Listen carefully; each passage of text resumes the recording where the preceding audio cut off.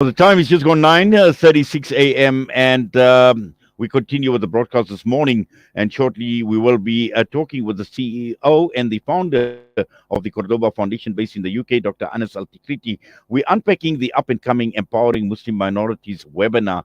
Now, this is extremely important for us to understand. And I know we in South Africa and right across the entire world, Muslim minorities that are living right across the entire world, and each country facing its own challenges. But the key issue here is how empowered are we to deal with the situation, and also in terms of not only empowering but re-empowering the ummah. This is absolutely important. This is critical because challenges arise every day. Every day there are new challenges, and the key issue here is how do we deal with the issue? And to tell us more, we're going straight across to the UK to be joined by none other than Dr. Anas Al Tikriti. Dr. Anas, Assalamu alaikum wa rahmatullahi wa barakatuh, Jummah Mubarak. And as always, an absolute pleasure having you with us here on Salam Media.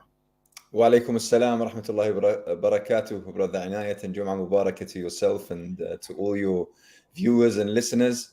And thank you very much for inviting me back. It's always a pleasure from my side. Thank you. Yes, now looking at this event that is taking place, empowering Muslim minorities, and I see the heading is retrospect and prospect.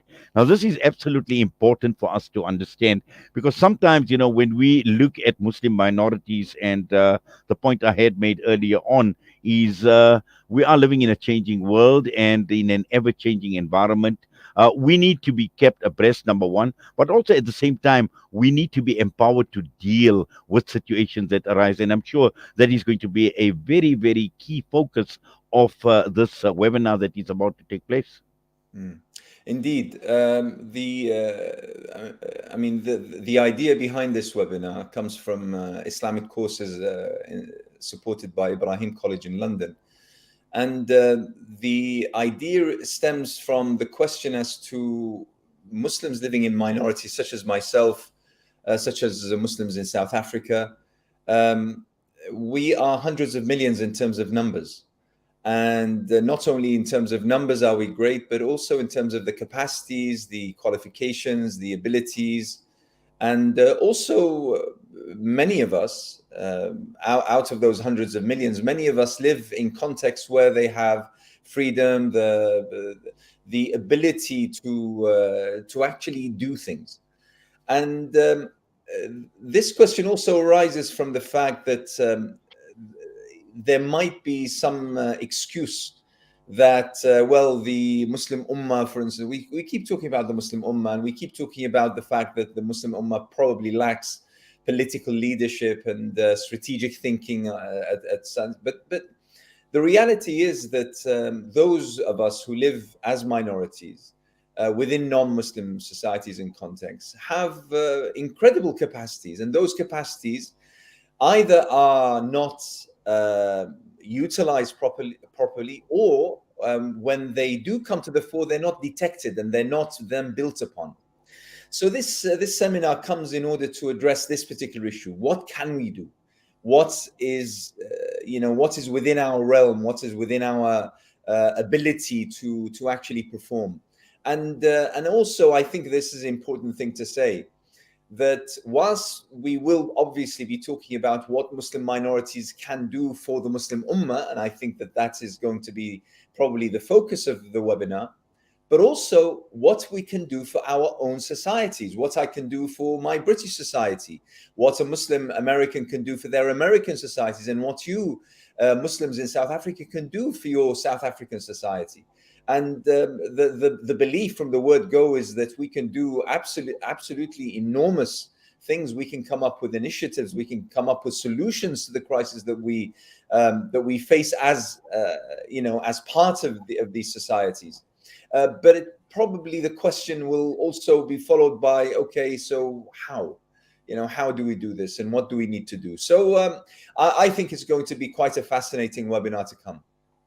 Well, it certainly sounds absolutely important. And, we talk about leadership, we talk about leadership vacuums, but also at the same time, as you mentioned, there is huge talent within a Muslim minorities in a society. And when I look at this webinar, it is aimed at academics, at ulama, at think tank experts, because this is something that we in South Africa, as a Muslim minority, have been talking about for a long time, to look at some sort of a think tank as well to address contemporary issues, but at the same time, as you mentioned, not only empower ourselves, but looking at broader society because of the many contemporary challenges that we as Muslim minorities are faced with in our own countries. Absolutely, you're absolutely right. And by the way, the idea of this webinar came in the aftermath of the passing away of Sheikh Yusuf al-Qaradawi, rahimahullah.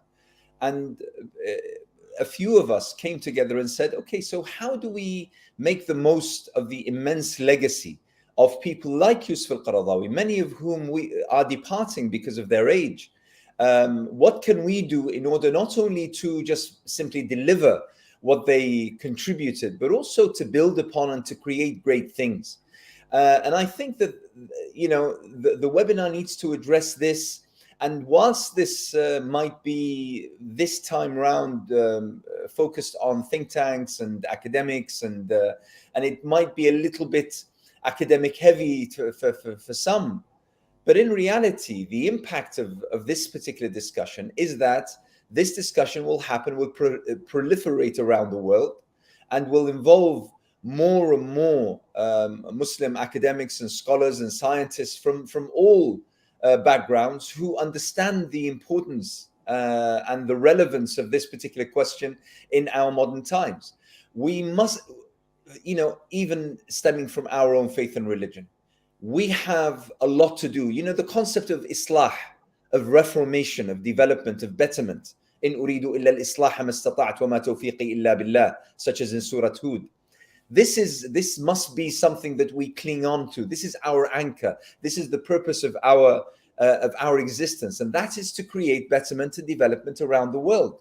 Obviously, we need to start with ourselves, but that doesn't exclude. It's not an either or. That doesn't exclude our societies, and we believe, and now hopefully we will find the tools to actually do and practice how we carry out the mission that Islam is for the betterment of all human beings across all times and across all places, geographical as well as political. Yes. Now, just looking at the speakers at this webinar, and I see we've got Yahya Bert from the Ayan Institute, Dr. Hassan Abdain as well, and yourself. And just give us, somewhat of an insight, please, Dr. Anas, into the speakers at this webinar. Well, Yahya Bert has recently published quite an incredibly important report, which I would advise that your viewers download. And that is published by the the Ayan Institute. And it addresses the issue of Muslim minorities. And it focuses on, it creates sort of an information, a database about the numbers, the locations of these Muslims that we're talking about, and what it is, where they came from, but also what kind of challenges they face and where they can go. So this is going to be quite an important element of the whole discussion on that particular day. And Yahya Bert is an expert on this particular issue. Hassan Abdin, you will know, being a former advisor to the General Secretary of the Organization of Islamic Cooperation, and the kind of discussion that we will have will focus on the question itself: can we? And then what can we do? And obviously, then the most critical question is, how can we do it?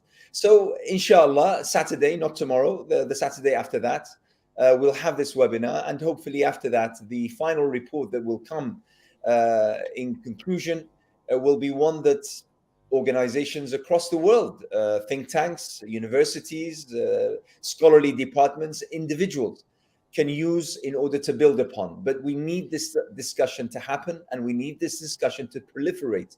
We need it to happen across the world. It's not just European Muslims.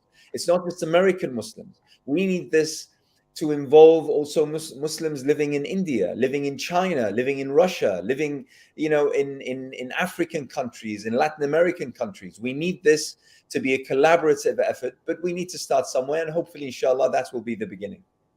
Well, inshallah, the beginning of much bigger things to come, inshallah, Dr. Anas. And obviously, the vision, and I've seen, obviously, looking at where this can actually take the Muslim Ummah really and take us to greater heights, because we know that there are, you mentioned Russia, India, but at the end of the day, there is a lot in common that we as minorities are actually faced with in our respective countries.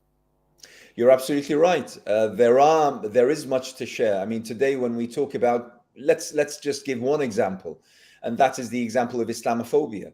That is something that is common across the world almost, and it comes in varied intensities and varied formats. But ultimately, what you have in India happening, what you have in China in regards with the Uyghurs, what you have across the European and Western world generally, you have something of a similar kind of challenge, that we can share experiences as to how we deal with this. You'll find that probably in the UK, we have dealt with the political question better than the Muslims in elsewhere, but still, we face these challenges and they are shared. At the same time, we also, when we look at China, when we look at India and the such, we're talking also about immense challenges, immense difficulties, immense struggles. We're talking about life and death on many, many occasions. Again, how can the rest of us, how can we work from where we are, using the kind of capacities and tools that we enjoy, as well as the talents and experiences and the like, in order to alleviate and probably elevate the status of our Muslim brothers and sisters around the world who are suffering such immense life and death existential challenges, so that they not only depart that kind of status, but also start to contribute, start to be of capacity that allows them to strengthen themselves, develop themselves, and also then extend that reformation to their wider societies.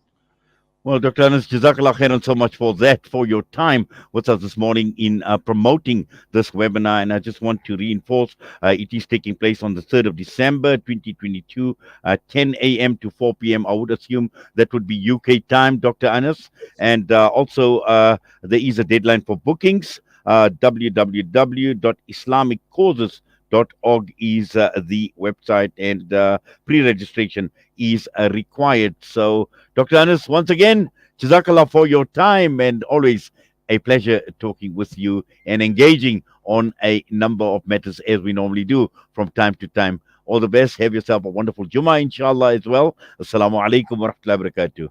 Wa alaikum assalam. It's always a pleasure, brother. And I take care of yourself, and best wishes and dua to my brothers and sisters in South Africa and everyone who's watching this. Thank you. Assalamu alaikum wa rahmatullah. Wa alaikum salam wa rahmatullahi wa barakatuh. Dr. Anas Al Tikriti with us this morning. We're going to go for a break. We'll be back.